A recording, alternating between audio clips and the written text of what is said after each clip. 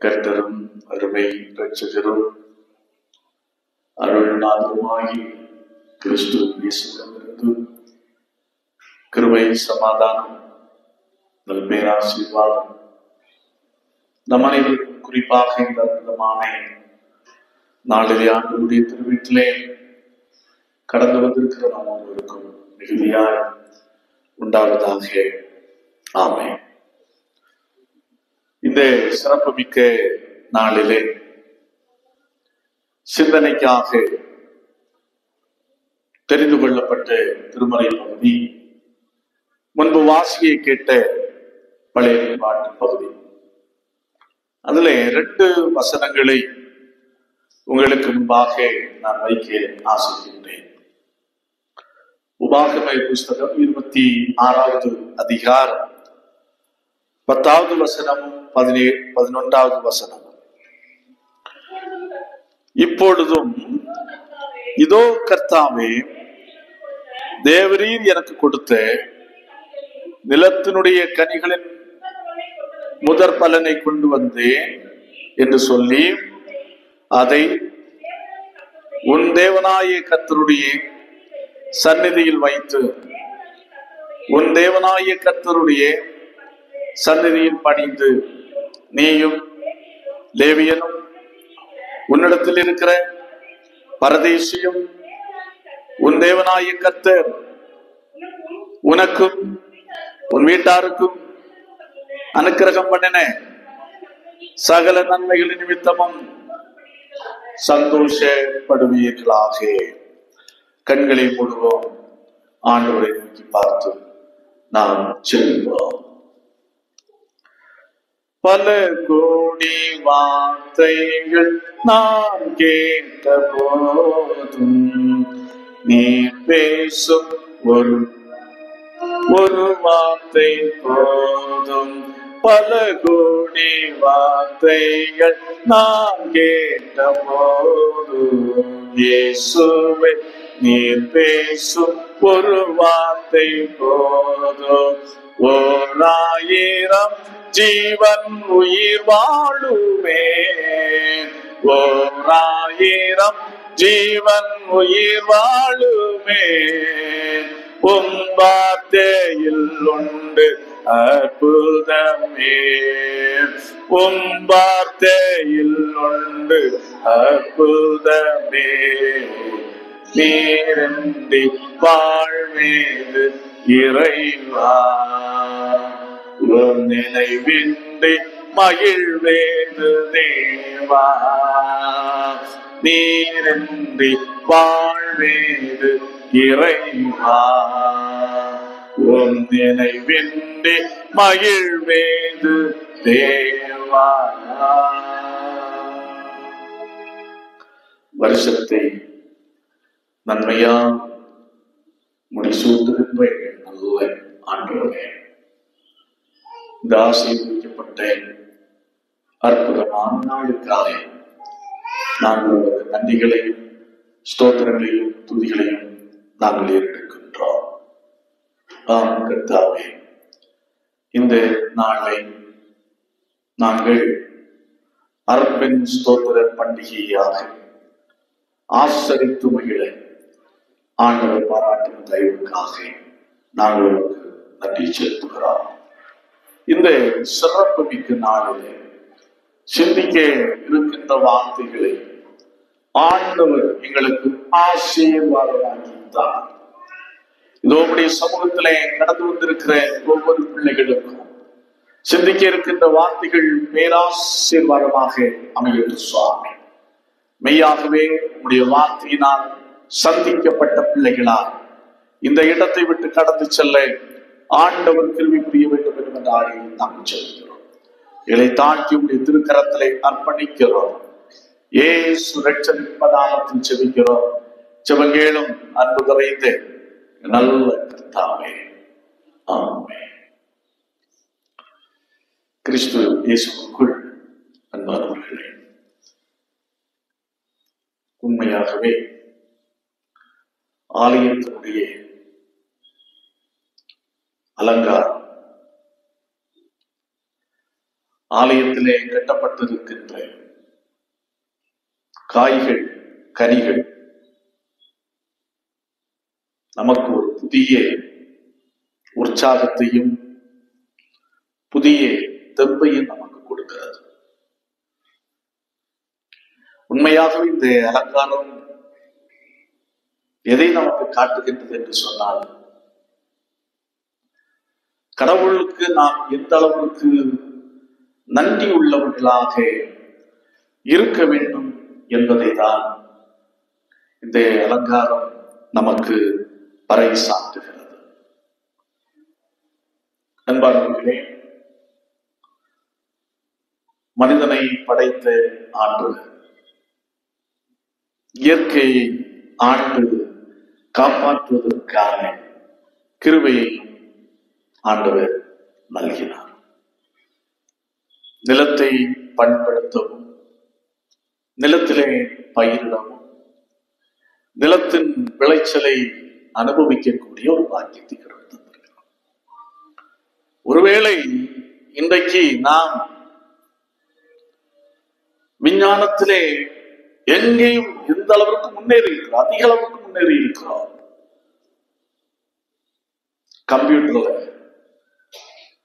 Computer துறையில பல கட்டங்களுக்கு முன்பாக நாம் இப்போது முன்னேறி வந்திருக்கிறோம். ஆனால் சாதாரண கம்ப்யூட்டரை பயன்படுத்துகின்ற மனிதனிலிருந்து விமானத்திலே பறக்கின்ற மனிதன் வரை நீங்கள் எடுத்துக்கொள்ளுங்கள். எப்பேற்பட்ட மனிதனாக இருக்கட்டும், உணவு இல்லாமல் வாழ முடியுமா? நிச்சயமாய் முடியாது. விமானத்திலே பறக்கின்ற பயணிக்கும் எங்கிருந்து தான் உணவு போகிறது? எங்குள்ள உணவு தான் போகிறது. பூமியிலே விளைகின்ற உணவுதான் வானத்திலே பறக்கின்ற விமான பயணிகளுக்கும் போகின்றது. இதை நாம் புரிந்து கொள்ள வேண்டும். நாம் கிறிஸ்து இயேசுவுக்குள் அன்பானவர்களே, இந்த நாளிலே ஆண்டவர் ஒரு பெரிய கிருபையை நமக்கு பாராட்டி இருக்கிறார். இந்த அருமையான நாளிலே கடவுள் நம்முடைய வாழ்க்கையிலே பாராட்டி இருக்கிற இரக்கங்களுக்கும் கிருபைகளுக்கும் அதிகமாய் நன்றி சொல்வதற்கான ஒரு வாய்ப்பை கடவுள் நமக்கு தந்திருக்கிறார். குறிப்பாக இந்த நாளுக்குரிய சிந்தனைக்குரிய பகுதியை பாருங்கள். அதான் நான் முதலே 10வது வசனத்தையும் 11வது வசனத்தையும் வாசித்து கேட்டோம். வேற வாசிக்க வேண்டாம். இப்போது பாருங்கள். உபாகமே புஸ்தகத்தை நீங்கள் எடுத்துக் கொள்ளுங்கள். உபாகமே புத்தகத்தை நீங்கள் எடுத்துக் கொள்ளுங்கள். இதை குறிப்பாக 3 மிக முக்கியமான பகுதிகளாக நாம் பிரிக்க முடியும். அதுல சில அதிகாரங்கள் எதை நமக்கு காட்டுகிறது என்று சொன்னால், கடந்த காலத்தை நமக்கு நினைவூட்டுகிறது. லுக் பேக், திரும்பி பாரு என்பதை குறித்து சொல்லுகிறது. அடுத்த சில அதிகாரங்கள் எதை நமக்கு காட்டுகிறது என்று சொன்னால், லுக் அப், மேல பாரு, கடவுளை பாரு அப்படின்னு சொல்லி காட்டுகிறது. கடைசியாக 3வதாக கடைசி சில அதிகாரங்கள் எதை நமக்கு காட்டுகிறது என்று சொன்னால், லுக் ஃபார்வர்ட், முன்னோக்கி பார் என்பதை இந்த உபாகம புஸ்தகத்திலே நாம் கண்டுகொள்ள முடியும். இந்த 26வது அதிகாரம் எதுல வருகிறது என்று சொன்னால், 2வது பகுதியிலே வருகிறது. Look up. லுக் அப் என்று சொன்னால் மேல பாரு, கடவுளை நோக்கி பார் என்பதை இந்த 26வது அதிகாரம் நமக்கு கற்றுத்தருகிறது. அப்படின்னு சொன்னா எப்படி பார்ப்பது, எப்படி நோக்கி பார்ப்பது, எப்படி பார்க்க முடியும், எப்படி இருந்தால் கடவுளை நோக்கி பார்க்க முடியும், எப்படி இருந்தால் கடவுளை மேல பார்க்க முடியும்? அதற்கு 3 மிக முக்கியமான காரியங்கள் தேவை. அதை எளிதாக புரிந்து கொள்வதற்கு 3 எழுத்துக்களை உங்களுக்கு முன்பாக நான் வைக்க ஆசைக்கின்றேன். பிபிசி. பிபிசி என்று கேள்விப்பட்டிருக்கிறீர்களா? British broadcasting corporation. ஒரு காலகட்டம் வரை மக்கள் வானொலி பெட்டியிலே எந்த நியூஸுக்காகத்தான் காத்திருப்பார்கள்? அந்த பிபிசி தமிழ் நியூஸுக்காக காத்திருப்பார்கள்.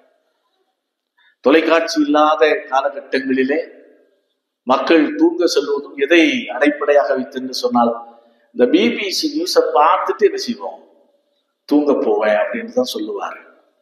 ஏனென்று சொன்னால் அதுவரையிலும் உள்ள செய்திகளை அந்த பிபிசி தொலைக்காட்சி மிக முக்கியமாக, வானொலி நிலையம் வந்து மிக முக்கியமாக ஒளிபரப்பும்.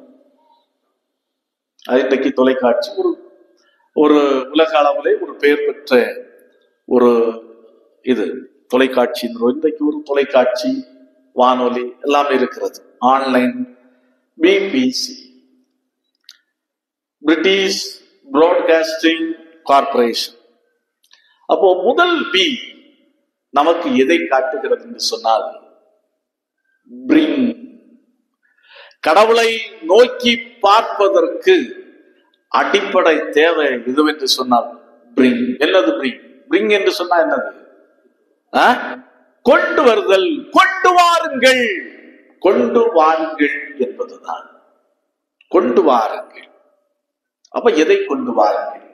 அதான் கடவுள் இந்த அருமையான வசனத்திலே 10வது வசனத்தின் முதற் பகுதியிலே மிக அருமையாக சொல்லுகிறார். இப்பொழுதும் இதோ கர்த்தாவே, தேவரீர் எனக்கு கொடுத்த நிலத்தினுடைய கனிகளின் முதற் பலனை கொண்டு வந்தேன். அப்போ எதை ஆண்டவருடைய சமூகத்திலே கொண்டு வரணும்? முதற்கனிகளை நீ கொண்டு வருவையாக. கடவுளை நோக்கி பார்ப்பது என்பது ஒரு சாதாரணமாக நாம் நினைத்துவிடக் கூடாது.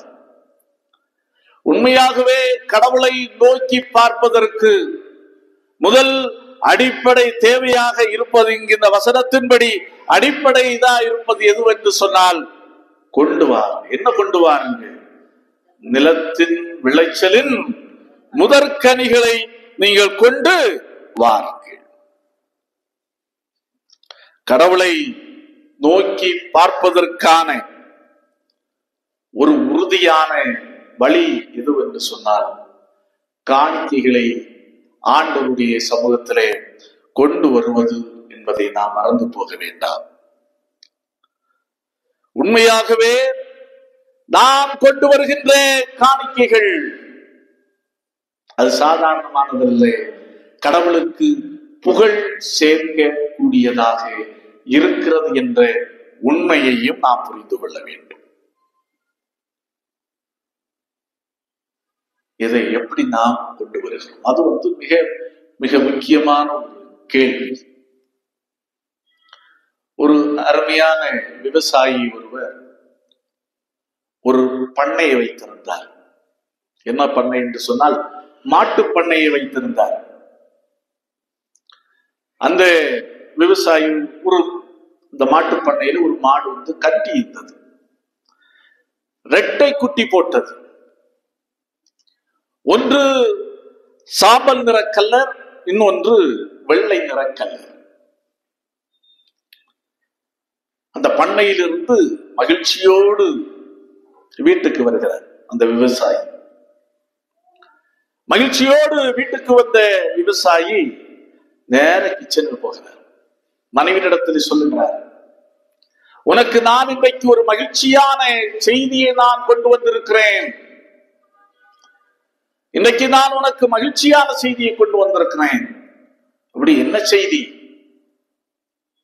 நம்முடைய மாடு பசு கன்று இருக்கிறது. 2 குட்டிகள். ஒன்று வெள்ளை, இன்னொன்று சாம்பல். ஆகையினால் 2ஐயும் நாம் சரிசமமாய் வளர்ப்போம். 2ஐயும் நாம் சரிசமமாய் வளர்ப்போம். அதுல ஒன்றை விற்று நம்முடைய வாழ்வின் தேவைகளுக்காக பயன்படுத்துவோம். ஒன்றை யாருக்காக கொடுப்போம்? கடவுளுக்காக கொடுப்போம். நற்செய்தி பணிக்காக, சுவிசேஷ பணிக்காக கொடுப்போம். அப்ப மனைவி கேட்டாள் கணவனை பார்த்து, எந்த கல்லறை நாம் கடவுளுக்கென்று கொடுப்போம் அப்படி என்று கேட்டார். அது கணவன் சாதாரணமாய் பதில் சொன்ன, அதை பற்றியெல்லாம் நீ கவலையே, அதை பற்றியெல்லாம் நீ கவலையே படாத. 2 பசுக்களை 2 பசு கன்றுகளையும் சரிசமமாக வளர்ப்போம். அது டைம் வரும்போது நாம் என்ன செய்வோம்? பார்த்துக் கொள்வோம் அப்படி என்று சொல்லிவிட்டார். இன்னொரு நாள் அதே விவசாயி தன்னுடைய வீட்டுக்குள்ளே விரைந்து வருகின்றான். கிச்சனுக்குள்ளே பணி செய்து கொண்டிருக்கின்ற மனைவியிடத்திலே போகிறான். சோகத்தோடு போகிறார். மனைவி கேட்கிறார், என்ன, ஏன் இவ்வளவு சோகமாக இருக்கிறீர்கள் என்று கேட்டபோது அவன் சொன்னான், கடவுளுடைய கன்றுக்குட்டி என்ன செய்து போயிற்று? செத்து போயிற்று அப்படின்னு சொன்னான். கடவுளுடைய கன்றுக்குட்டி செத்து போயிற்று. மனைவி கேட்கிறா, சரி, கன்றுக்குட்டி செத்து போனது இருக்கட்டும், நாம எந்த கலர், எந்த நிறம் கன்றுக்குட்டி ஆண்டவருக்கு என்று நாம் என்ன செய்யல, சொல்லவில்லை அல்லவா? அப்படி எப்படி நீங்கள் கடவுளுடைய கன்றுக்குட்டி செத்து போயிற்று என்று சொல்லுகிறீர்கள் அப்படின்னு கேட்டார். இல்ல, அத நான் மனசுல தீர்மானிச்சுட்டேன். செத்து போன வெள்ளை கன்றுக்குட்டி தான் யாருடைய இது கன்றுக்குட்டி? கடவுளுடைய கன்றுக்குட்டி அப்படி என்று சொன்னார். ஆம் அன்பானவர்களே, நாம் உற்சாகத்தோடு நாம் சில நேரத்துல சொல்லுவோம், கடவுள் இந்த காரியத்தை எனக்கு வாய்க்க செய்தார் என்று சொன்னார், நான் என்ன செய்வேன்? இந்த காணிக்கையை நான் என்ன செய்வேன்? நிச்சயமாய் கடவுளுடைய சமூகத்துல கொண்டு நான் செலுத்துவேன் அப்படின்னு சொல்லி. ஆனா அதற்கான சந்தர்ப்பங்களும் சூழ்நிலைகளும் வருகின்ற போது அநேக நேரத்துல நாம் என்ன செய்யறோம்? பல்ட்டி அடிக்கிற மக்களாக நாம் இருக்கிறோம். பல்ட்டி அடிக்கிற மக்களாக நாம் இருக்கிறோம். அதனாலே தான் பவுலடிகளார் மிக அழகாக, மிக தெளிவாக சொல்லுகிறார். இன்றைக்கு வாசித்து கேட்ட நிருப பகுதியிலே மிக அருமையாக நாம் பார்க்கிறோம்.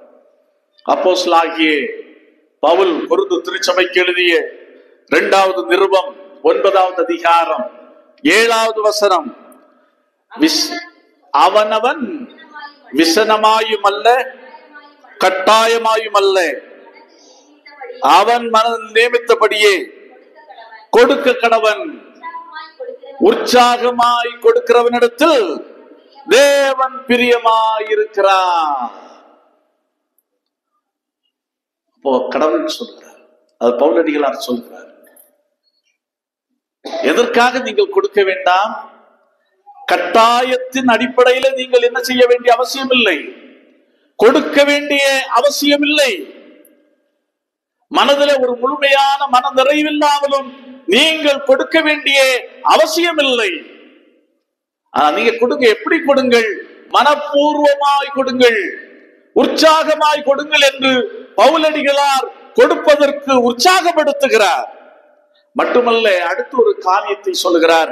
என்ன சொல்லுகிறார் என்று சொன்னால், உற்சாகமாய் கொடுக்கிறவனிடத்தில் தேவன் பிரியமாய் இருக்கிறார். உற்சாகமாய் கொடுக்கிறவனிடத்தில் தேவன் பிரியமாய் இருக்கிறார். அப்போ கொடுப்பதற்கு குவாண்டிட்டி முக்கியமே இல்லை. குவாண்டிட்டி அளவீடு முக்கியமே இல்லை. எதுதான் முக்கியம்? உற்சாக மனது, மனப்பூர்வம், இதுதான் முக்கியம் என்பதை நம்முடைய வாழ்க்கையில் நாம் புரிந்து கொள்ள வேண்டும். அதான் முந்தின வசனத்திலே வாசித்து பார்க்கின்ற போது, 6வது வசனத்தை வாசித்து பார்க்கின்ற போது தெளிவாய் கண்டுகொள்ள முடியும். சிறுக விதைக்கிறவன் சிறுக அறுப்பான், பெருக விதைக்கிறவன் பெருக அறுப்பான்.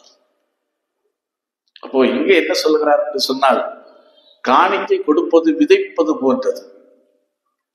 நீ கொஞ்சமா விதைச்சா என்ன செய்வாய்? கொஞ்சமாய் அறுவடை செய்வாய். அதிகமாய் விதைத்தால் அதிகமாய் அறுவடை செய்வாய். அப்படி என்பதை பவுலடிகளார் தீர்க்கமாய் மிக அழகாக தெளிவுபடுத்துகின்றதை நாம் இங்கே பார்க்கிறோம். கொண்டு வருதல் கடவுளுக்கு பிரியமான ஒன்று. கடவுளை அதிகமாய் நோக்கி பார்ப்பதற்கு அது நமக்கு பேருதவியாக இருக்கிறது என்பதை நாம் புரிந்து கொள்ள வேண்டும். எந்த அளவிற்கு நாம் இன்றைக்கு கொடுக்கிறோம், உற்சாகத்தோடு கொடுக்கிறோம், நாம் கேட்டு பார்ப்போம். போதகர் சொன்னார் என்பதற்காக, கோயில்ல செயலாளர் அறிவிக்கிறார் என்பதற்காக அல்ல, என் ஆண்டவருக்காக நான் கொடுக்கிறேன் என்று எந்த உற்சாகத்தோடு, எந்த அளவு உற்சாகத்தோடு நாம் கொடுக்கிறோம். ஏனென்று சொன்னால், அவருக்கு கொடுக்க கடமைப்பட்டு இருக்கிறோம். நான் என்ன கொடுத்தாலும் அது ஈடாகாது. ஏனென்று சொன்னால், அருமை இரட்சகராகிய இயேசு கிறிஸ்து பரலோகத்தை விட்டு இந்த பூலோகத்திலே கடந்து வந்து தன் உயிரையே, தன்னுடைய சரீரத்திலே இருந்த ஒவ்வொரு சொட்டு இரத்தத்தையும் சிந்தி நமக்கு பாவ மன்னிப்பையும், நமக்கு வாழ்வையும், நமக்கு மோட்ச வாழ்வையும் ஆண்டவர் உறுதிப்படுத்தி இருக்கிறார். உறுதிப்படுத்தி இருக்கிறார். அப்போ நாம் என்ன செய்யப்பட்டிருக்கிறோம்? கொடுப்பதற்கு என்ன செய்யப்பட்டிருக்கிறோம்? கடமைப்பட்டிருக்கிறோம். கடமைப்பட்டிருக்கிறோம். அதான் தாவீது, சங்கீத அரசனாகிய தாவீது சொல்லுகிறார் பாருங்க. கடவுளுக்கு என்று, ஆலயத்திற்கு என்று காணிக்கை கொண்டு வர சொன்ன போது மக்கள் ஏராளமான காணிக்கைகளை கொண்டு வந்தார்கள். அப்போது தாவீது சொல்லுகிறார், 1 நாளாகம புஸ்தகம் 29வது அதிகாரம் 14வது வசனத்தை வாசிங்கள். 1 நாளாகம புஸ்தகம் 29வது அதிகாரம் 14வது வசனம்.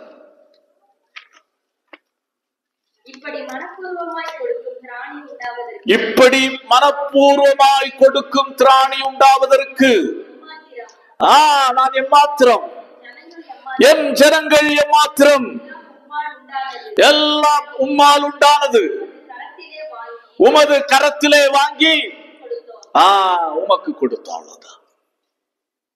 இதெல்லாம் நாங்க கொடுப்பதற்கு நாங்கள் எம்மாத்திரம், என் ஜனங்கள் எம்மாத்திரம். அடுத்து சொல்லுகிறார், நாங்க கொடுத்திருக்கிறது எல்லாம் எங்கிருந்து வாங்கி இருக்கிறோம்? உமது கரத்திலிருந்து வாங்கி உமக்கு என்ன செய்திருக்கிறோம்? கொடுத்திருக்கிறோம். அப்போ முதல் நாம் இந்த நாளிலே இந்த அறுவடை ஸ்தோத்திர பண்டிகை ஆசரித்துக் கொண்டிருக்கிற நம்முடைய வாழ்க்கையில பிபிசியாக மாறும். அப்ப எப்படி இருக்கும்? முதலாவது கொண்டு வாங்க. 2வது 10வது வசனம் சொல்லுகிறது பாருங்க. கடைசி பகுதி சொல்லுகிறது, கர்த்தருடைய சன்னதியில் வைத்து, உன் தேவனாகிய கர்த்தருடைய சன்னதியில் பணிந்து கொள்வாயாக. bow down. காணிக்கை கொடுப்பதோடு நின்று விடாதே. நீ அவரை என்ன செய்வாயாக? பணிந்து கொள்வாயாக. bow down. மிக அருமையாக சொல்கிறது. அதாவது கடவுளை தொழுது கொள்வதற்கு, இதய பூர்வமாய் கடவுளை ஆராதிப்பதற்கான ஒரு வெளிப்படையான அடையாளம் எது என்று சொன்னால் பணிந்து கொள்ளுதல். எப்படிப்பட்ட பணிவு? மிக முக்கியமானது. பணிந்து கொள்ளுதல். சாஸ்திரிகள், கீழே நாட்டு சாஸ்திரிகள் இயேசுவை காண வந்தார்கள். அவர்கள் காணிக்கை கொண்டு வந்தார்கள். எப்படி? பொன், வெள்ளை போல, தூபவர்க்கம், இந்த மூன்றையும் படைத்து எப்படி வீழ்ந்து வணங்கினார்கள்? சாஷ்டாங்கமாய், சாஷ்டாங்கமாய் கடவுளுடைய சமூகத்திலே வீழ்ந்து பணிந்து கொண்டார்கள். பணிந்து கொள்ளுதல் என்பது ஆண்டவருடைய தாழ்மைக்கான ஒரு அடையாளம் என்பதை நாம் புரிந்து கொள்ள வேண்டும். ஏன் பணிந்து கொள்ளுதல்? bow down. யார் நாம் அவரை பணிந்து கொள்ள வேண்டும்? அதான் ஓசையா தீர்க்கதரிசியின் புஸ்தகத்திலே 12வது அதிகாரம் 8வது வசனத்தை வாசித்து பார்க்கின்ற போது தெளிவாக கண்டுகொள்ள முடியும். காணிக்கை கொடுப்பது மட்டுமல்லாமல் பணிவோடு அவரை பணிந்து கொள்ளுகிற மக்களாக நாம் இருக்க வேண்டும். எப்ராயிம், நான் ஐஸ்வர்யவனானேன், நான் பொருளை சம்பாதித்தேன், போதும், நான் பிரயாசப்பட்டு தேடினேன் என்று சொல்லுகிறான்.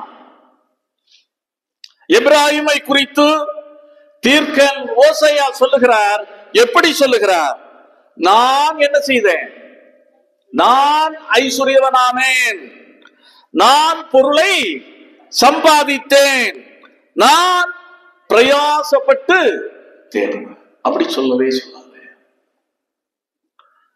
பணிவு வரணும்.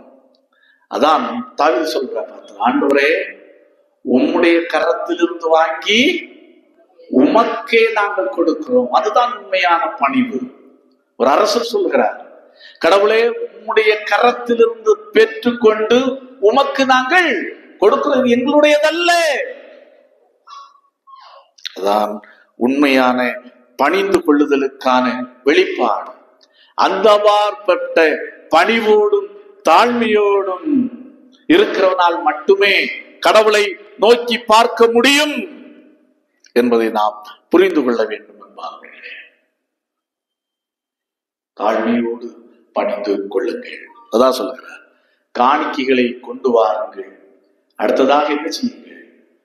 கொண்டு வந்ததோடு மட்டுமல்ல, அதோடு உங்களுடைய கடமைகள், நம்முடைய கடமை முடிவடைகிறது இல்லை. நாம் என்ன செய்யணும்? பணிந்து கொள்ளும். நம்முடைய மிஷனரிகள், மூதாத்தையார்கள் நம்ம கற்றுக் கொடுத்தார்கள், மிக அருமையா கற்றுக் கொடுத்தார்கள். ஜபம் செய்யும் போதெல்லாம் என்ன செய்யணும்? என்ன செய்யணும்?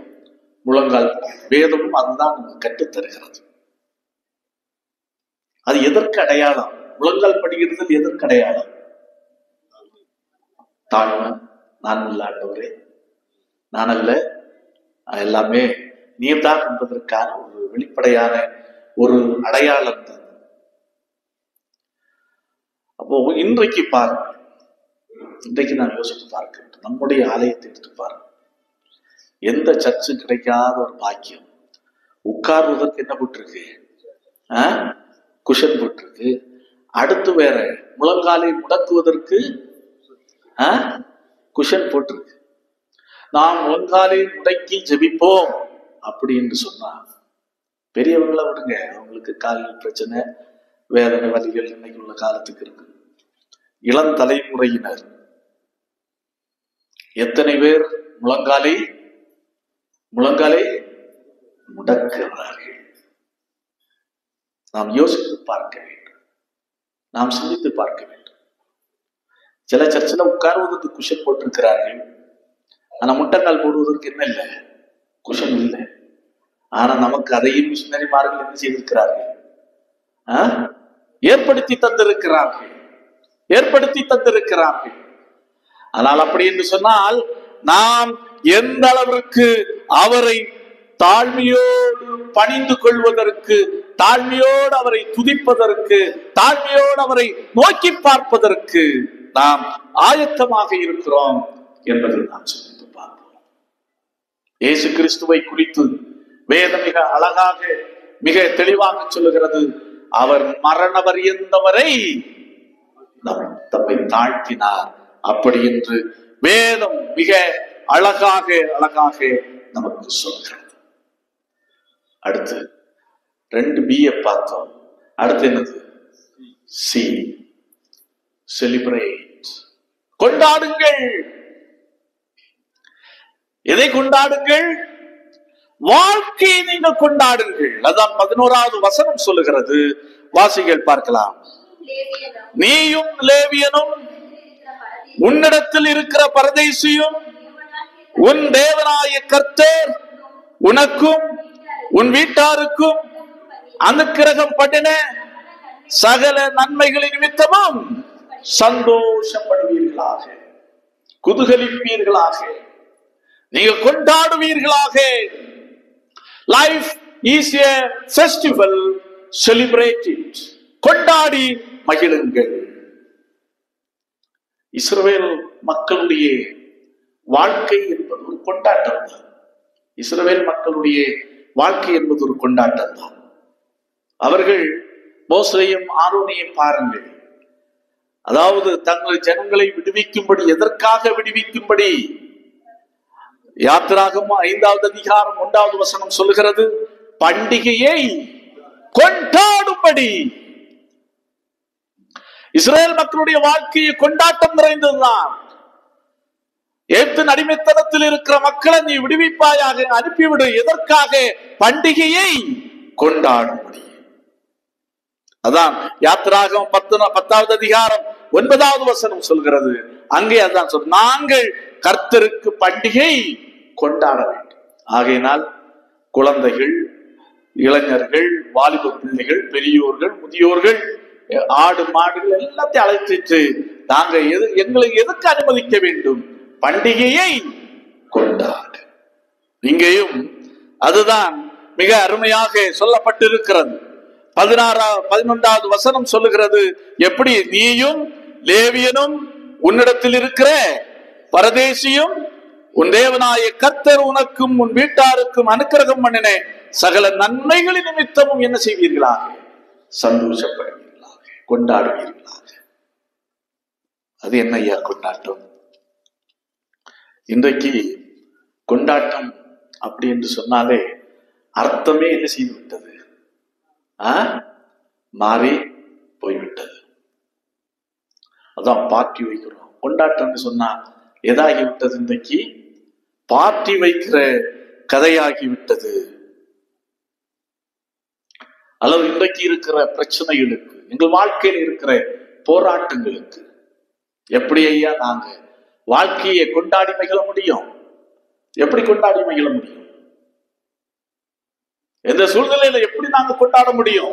எங்களுக்கு அவ்வளவு பிரச்சனைகள் இருக்கிறது, எங்களை சுற்றிலும் அவ்வளவு போராட்டங்கள் இருக்கிறது, எங்களை சுற்றிலும் அவ்வளவு அழுத்தங்கள் இருக்கிறது. எப்படி நாங்க கொண்டாட முடியும்? அல்லது இன்றைக்கு உலகம் கொண்டாடுகிற பிரகாரமாக கொண்டாட சொல்லவில்லை. எப்படி சொல்லுகிறது பாருங்கள். அதான் அழகாய் சொல்கிறது. எப்படி? 11வது வசனம், உன் தேவனா உன்னிடத்து நீயும் லேவியனும் உன்னிடத்தில் இருக்கிற பரதேசியும். இந்த கொண்டாட்டத்தை பாருங்க. நீயும் லேவியன். லேவியன் என்பவன் திருமறையின் அடிப்படையிலே அவனுக்கு சொந்தமாக எதுவுமே கிடையாது. அவனுக்கு காணிக்கையில கிடைக்கிற பங்குதான். மற்றபடி அவனுக்கு என்று ஒரு தன் பங்கு என்ன செய்யப்படவில்லை, கொடுக்கப்படவில்லை. நிலங்கள் கொடுக்கப்படவில்லை. அப்ப ஒரு நிலப்பலன் இல்லாதவன் தான் லேவியன். அடுத்ததாக யாரு? ஃபார்னஸ். வேதம் மிக அழகாக சொல்லுகிறது. யாரு? உன்னிடத்தில் இருக்கிற பரதேசி, அயலகத்தான். பஞ்சம் பிழைப்புக்காக, தன்னுடைய வாழ்வாதாரத்துக்காக தன்னுடைய தேசத்தை விட்டு ஓடோடி வந்திருக்கிறவன். அவனை அழைத்து நீ என்ன செய்வாயாக? பண்டிகையை கொண்டாடுவாயாக. அப்போ ஒண்ணும் இல்லாதவன், வீடு வாசல் இல்லாதவன், நில புலன்கள் இல்லாதவன், அவர்களை எல்லாம் அழைத்து நீ செலிப்ரேட் பண்ணுவாயாக, கொடுத்து மகிழ்வாயாக. அதுதான் உண்மையான கொண்டாட்டம். இன்றைக்கு வாசித்து கேட்ட நற்செய்தி பகுதியிலே பாருங்கள். ஒரு ஐஸ்வர்யவான் இருக்கிறார். அவனுக்கு அந்த ஆண்டு அமோக விளைச்சல், எதிர்பாராதபடி அவனுக்கு அதிகமான விளைச்சல். அதுல என்ன இது என்று சொன்னால், அவனுடைய விளைச்சல் சேமித்து வைப்பதற்கே அவனுக்கு இப்ப என்ன இடம் சுத்தமாக இல்லை. அவன் என்ன தீர்மானிக்கிறான், என்ன செய்திருக்கிறான்? அவன் இந்த வசனத்தின்படி, பழைய ஏற்பாட்டு நியமங்களின்படி அவன் என்ன செய்திருக்கணும்? இவ்வளவு எனக்கு விளைச்சல் வந்திருக்கிறது, பரவாயில்ல, வைப்பதற்கு இடம் கொள்ளாத அளவிற்கு விளைச்சல் வந்திருக்கிறது, மீதி என்ன செய்திருக்கணும்? நிலபுலன்கள் இல்லாதவர், பரதேசியாய் பஞ்சம் பிழைப்புக்காக வந்திருக்கிறவர்கள், அவர்களை எல்லாம் அழைத்து நான் கொடுப்பேன் என்று தீர்மானித்திருக்க வேண்டும். அவன் அதை செய்யாமல் அவன் தனக்குள்ளே என்ன சொல்கிறான்? நான் களஞ்சியத்தை இடிப்பேன், நான் களஞ்சியத்தை பெரிதாக கட்டுவேன், அதெல்லாம் சேர்த்து வைப்பேன், அடுத்து என்ன செய்வேன்? என் ஆத்மாவை பார்த்து நானே சொல்லிடுவேன், நீ இளைப்பாரி புசித்து குடித்து பூரிப்பாயிரு. நீ இளைப்பாரி புசித்து குடித்து பூரிப்பாயிரு. அருமையாய் சொல்றான் பாருங்க. அவன் சொல்லுகிறான், அப்பா நான் கொண்டாடுவேன், என் லைஃப் லாங் முழுவதும் கொண்டாடுவேன். எப்படி?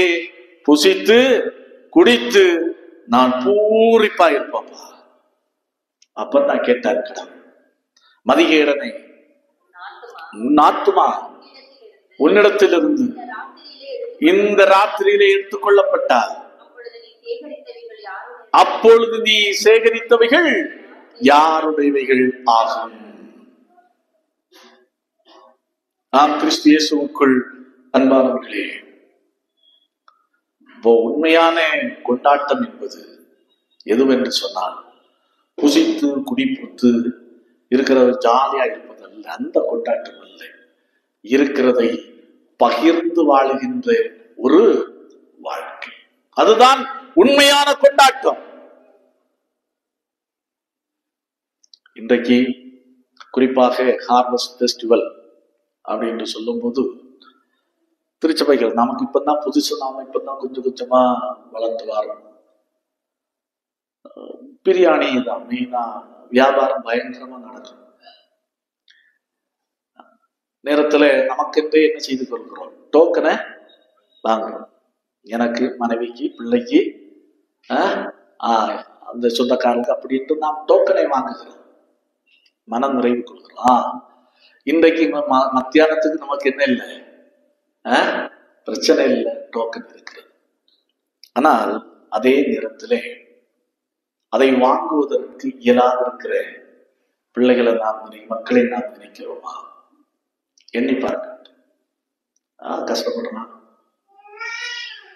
சாப்பாட்டுக்கு கூட கஷ்டப்படுறான், அவனுக்கும் சேர்ந்து என்ன செய்வோமே, ஒரு டோக்கனை வாங்குவோமே, நமக்கு சேர்த்து வாங்கி அவனுக்கு கொடுத்து அவனையும் சந்தோஷமாக வைத்திருப்போமே. கடவுள் நமக்கு இந்த அளவிற்கு தந்திருக்கிறார், ஒன்றுமில்லாத நிலையிலும் இந்த அளவிற்கு நமக்கு தந்திருக்கிறார், இத பகிர்ந்து வாழ்வோமே அப்படி என்று மக்களுக்கு எங்கேயுமே என்ன வராது.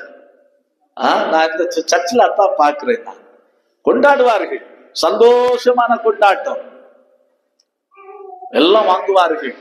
ஆனால் இல்லாத மக்களை பற்றி என்ன செய்வதில்லை, நினைத்து பார்ப்பதில்லை. ஆனா கடவுள் இந்த ஆண்டு 2025 ஆண்டு அறுவடை ஸ்தோத்திர பண்டிகையை கொண்டாடி மகிழ்வதற்கான ஒரு அற்புதமான ஒரு வாய்ப்பை நமக்கு தந்திருக்கிறார். என்ன செய்வோம்? கடவுளுக்கு எப்படி கொடுப்போம், எப்படி கொண்டு வருவோம் காணிக்கைய? மனப்பூர்வமா கொண்டு வருவோம். குறிப்பாக வருகின்ற காலங்களிலே நாம் கொடுக்கிறது அளவு முக்கியமல்ல, நாம் எப்பேற்பட்ட மனநிலையிலே கொடுக்கிறோம் என்பது முக்கியம். அதான் அந்த விதவை, இயேசு கிறிஸ்து எத்தனை காசு போட்ட காணிக்கை, விதவையினுடைய காணிக்கையை அங்கீகரித்தார்? 2 தான். ஏன்? அதை விட போட்டவர்கள் அதிகமாக இருந்தார்கள். ஆனால் உண்மையான மனப்பூர்வமாய், இருதயபூர்வமாய் அவள் காணிக்கை படைத்தாள். அதான் ஆண்டவருடைய சமூகத்திலே நாம் காணிக்கைகளை கொண்டு வருவோம். கொண்டு வருவதோடு மன நிறைவடைந்து விடக்கூடாது. முழு இருதயத்தோடு தாழ்மையோடு அவரை பணிந்து கொள்ளுவோம். அடுத்து மூன்றாவது தான் சொல்கிறார், வாழ்க்கையை கொண்டாடி மகிழ்வோம். எப்படி? கிறிஸ்தவ வாழ்க்கை அப்படி என்று சொன்னாலே ஈகைதான். கிறிஸ்தவ வாழ்க்கை என்று சொன்னாலே பகிர்தல் தான். ஆகவே இந்த கொண்டாட்டம், அர்ப்பண ஸ்தோத்திர பண்டிகையை நாம் கொண்டாடுகிறோம். இன்றைக்கு இல்லாவிட்டால் கூட பரவாயில்லை, வருகின்ற ஆண்டுகளிலே பிறரையும் அழைத்து வந்து கொண்டாடி மகிழ அழைக்கப்படுகிறோம். நம்முடைய நிலையிலிருந்து கீழ் நிலையில இருக்கிற மக்களை அழைத்து வந்து கடவுள் அருளுகின்ற ஆசீர்வாதங்களை நினைத்து நம்முடைய நாமும் அவர்களுக்கு பகிர்ந்து கொடுத்து இணைந்து கொண்டாட நாம் அழைக்கப்படுகிறோம். நாம் கிறிஸ்து இயேசுவுக்குள் அன்பானவர்களே, நாம் சிந்தித்து பார்ப்போம், நாம் ஆராய்ந்து பார்ப்போம். இந்த நாளிலே நாம் எப்படி இருப்பேன்? பிபிசியாக இருப்பேன். எப்படி ஒரு செய்தியை பரப்புவதற்கு ஒரு பிபிசி நிறுவனம் சிறப்பாக செயல்படுகிறதோ, அதே போல ஆண்டவருடைய நாமத்தை பறைசாற்றுவதற்கு நான் எப்படி இருப்பேன்? பிபிசியாக இருப்பேன். ஆண்டவரே, என்னை அதற்கான ஒரு ஆற்றலை வலிமையும் தூயாவியானவரை கொண்டு எனக்கு தாரும் ஆண்டவரே என்று கேட்போம். நிச்சயமாக நாம் கொண்டாடுகின்ற இந்த பண்டிகை அர்த்தமும் ஆசீர்வாதமும் நிறைந்ததாக அமையும். ஆண்டவர் தாமே இந்த வார்த்தைகளை கொண்டு நம் ஒவ்வொருவரையும் ஆசீர்வதிப்பாராக. ஆமென். எல்லா புத்திக்கும் மேலான தெய்வ சமாதானம் உங்கள் இருதயங்களை சிந்தனைகளையும் கிறிஸ்து இயேசுவின் நாமத்தில் காத்துக் கொள்வதாக. ஆமென். ஆமென்.